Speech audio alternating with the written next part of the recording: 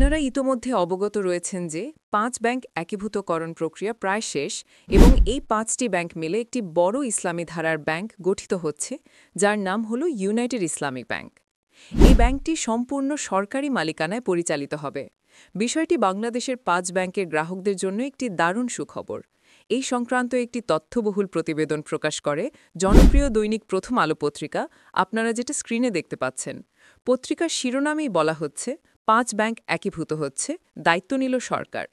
গ্রাহকগণ কবে নাগাদ সম্পূর্ণ টাকা ফেরত পাবেন, কি বলা হচ্ছে মূলত এই প্রতিবেদনে, কি বলছেন সরকার আর কি বলছেন গ্রাহকগণ, এই সংক্রান্ত বিস্তারিত তথ্য জানাবো আজকের ভিডিওতে।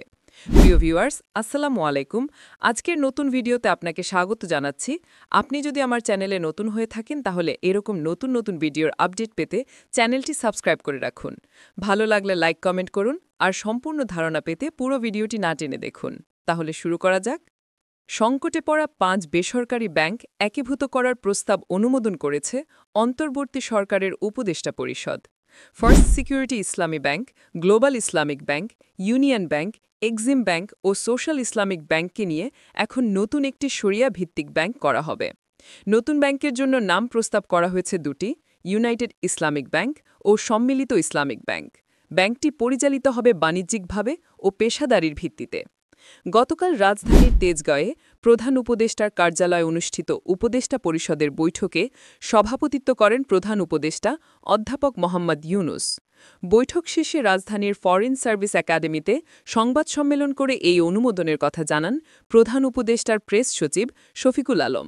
তিনি জানান, ব্যাংকগুলো একীভূত করার ফলে কেউ চাকরি হারাবেন না এবং কোনো আমানতকারী আমানত হারাবেন না।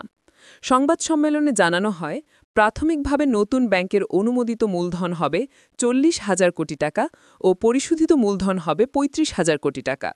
৫ ব্যাংকের সব দায় ও সম্পত্তি গ্রহণ করে নতুন ব্যাংকটি তার কার্যক্রম পরিচালনা করবে।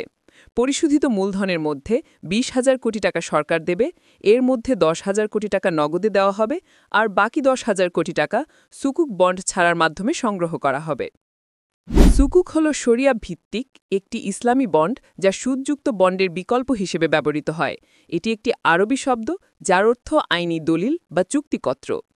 এছাড়া প্রাতিষ্ঠানিক আমানতকারীদের শেয়ার দিয়ে ১৫,০০০ কোটি টাকা মূলধনে রূপান্তর করা হবে বেইল ইন প্রক্রিয়ার মাধ্যমে। পরে আবার রেজলিউশন পরিকল্পনা অনুযায়ী তা পরিশোধ করা হবে আমানতকারীদের।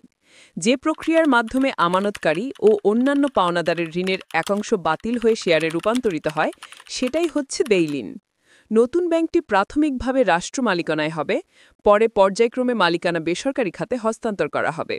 প্রেস সচিব শফিকুল আলম বলেন, আশা করছি ৫ বছরের মধ্যে ব্যাংকটি বেসরকারি খাতে ছেড়ে দেওয়া হবে। ব্যাংকটি সরকারি খাতে চলে যাওয়ায় গ্রাহকদের আতঙ্ক কমে আসবে বলে আশা করছে বাংলাদেশ ব্যাংক।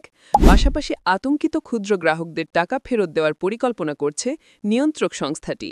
এই সিদ্ধান্ত বাস্তবায়িত হতে মাসখানেক সময় লাগতে পারে।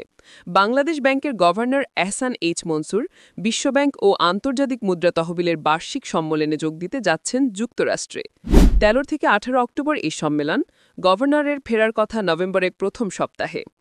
যেভাবে বাস্তবায়িত হবে, অর্থ মন্ত্রণালয়ের অর্থ বিভাগের কর্মকর্তারা বলছেন, নতুন ব্যাংকের নাম প্রস্তাব করে অর্থ বিভাগ এখন যৌথ মূলধন কোম্পানি ও ফার্মসমূহের পরিদপ্তরে পাঠাবে।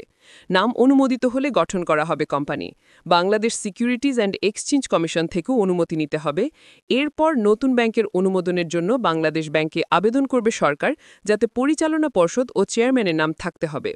যদিও কেন্দ্রীয় ব্যাংকের পরিচালনা পর্ষদ ইতোমধ্যে নতুন ব্যাংক গঠনের অনুমতি দিয়ে রেখেছে। আবেদন পাওয়ার পরপরই প্রজ্ঞাপন জারি করে নতুন ব্যাংক গঠন করে দেবে কেন্দ্রীয় ব্যাংক।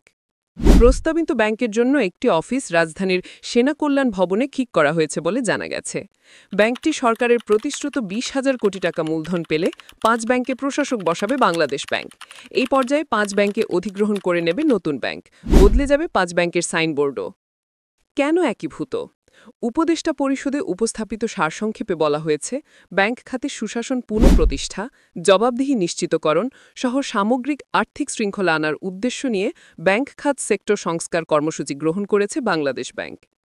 এই কর্মসূচির আওতায় প্রাথমিক পর্যায়ে তফসিলি ব্যাংকগুলোর প্রকৃত আর্থিক অবস্থা নিরূপণ করতে আন্তর্জাতিক খ্যাতিসম্পন্ন দুটি পরামর্শক প্রতিষ্ঠান নিয়োগ করা হয়। শ্রীলঙ্কা ভিত্তিক এই দুই প্রতিষ্ঠান হচ্ছে কেপিএমজি ও ইআই। উপদেষ্টা পরিষদকে জানানো হয় ১ বছরের বেশি সময় ধরে ৫ ব্যাংককে তারল্য সহায়তা দেওয়া হয়, তা সত্ত্বেও ব্যাংকগুলোর আর্থিক অবস্থার উন্নতি হয়নি, বরং তাদের তারল্য সংকট আরও ঘনীভূত হয়। ব্যাংকগুলোর মূলধন ঘাটতি, খেলাপি বিনিয়োগ ও ঋণ ও অগ্রিমের হার, প্রভিশন ঘাটতি ও তারল্য সংকট এমন পর্যায়ে পৌঁছায় যে তারা আমানতকারী ও অন্যান্য পাওনাদারের পাওনা পরিশোধ করতে পারছিল না। যেভাবে প্রস্তুতি নেওয়া হয়েছে, উপদেষ্টা পরিষদকে জানানো হয় শরিয়া ভিত্তিক রাষ্ট্র মালিকানাধীন নতুন ব্যাংক গঠনের মাধ্যমে বাংলাদেশ ব্যাংক ইতোমধ্যে সিমুলেশন অনুশীলন এক্সারসাইজ করেছে। কোনো জরুরি অবস্থা বা ঘটনার সময় কিভাবে প্রতিক্রিয়া জানাতে হবে তা পরীক্ষা করা হয় যে পদ্ধতির মাধ্যমে, সেটাই হচ্ছে সিমুলেশন অনুশীলন। এর ভিত্তিতে ব্যাংকটির জন্য আগামী ১০ বছর মেয়াদী একটি আর্থিক ও ব্যবসায়িক পরিকল্পনা প্রস্তুত করা হয়েছে। এছাড়া নতুন ব্যাংকের কার্যক্রম বাস্তবায়নের জন্য সময়বদ্ধ কর্মসূচি প্রণয়ন করা হচ্ছে। অর্থ বিভাগ এর জন্য গত ৮ সেপ্টেম্বর একটি ওয়ার্কিং কমিটি গঠন করে। ১৬ সেপ্টেম্বর বাংলাদেশ ব্যাংকের পরিচালনা পর্ষদের বিশেষ সভায় অনুমোদন করা হয়েছে রেজলিউশন পরিকল্পনা ২০২৫। ২৪ সেপ্টেম্বর ব্যাংক খাত সংকট ব্যবস্থাপনা কাউন্সিলের বিসিএমসির সভায় ৫ ব্যাংকের লোকসানের দায়ভার বহন করার সিদ্ধান্ত হয়।